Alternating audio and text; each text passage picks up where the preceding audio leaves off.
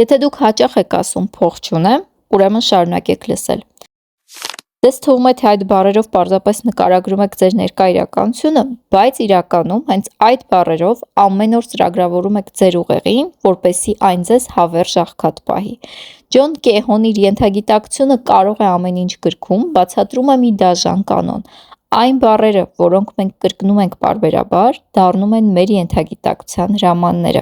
Երբ դուք անդադար կրկնում եք փող չունեմ, ձեր ուղեղը դադարում է հնարավորություններ փնտրել։ Այն անջատում է ձեր ֆինանսական ինտուիցիան, քանի որ դուք արդեն տվել եք վերջնական ախտորոշումը՝ ես փող չունեմ և չեմ կարող ունենալ։ Սա կոչվում է դեֆիցիտի մտածելակերպ։ Մարդիկ, ովքեր ապրում են այս թակարդում, կենտրոնանում են միայն փողի բացակայության վրա։ Նրանք վախենում են ռիսկի դիմել, վախենում են նոր գործ սկսել կամ ավելի բարձր աշխատավարձ պահանջել, որովհետև իրենց ուղեղը համոզված է, որ փողը սահմանափակ ռեսուրս է, որն իրենց հասանելի չէ։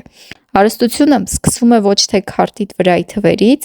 այլ այն բառերից, որոնցով դու ծրագրավորում ես քո ենթագիտակցությանը։ Փոխեք ձեր բառապաշարը, որպեսզի ձեր ուղեղը սկսի աշխատել հնարավորությունների, այլ ոչ թե սահմանափակումների վրա։ Հետևիր էջին փողի հոգեբանությունը խորությամբ հասկանալու համար։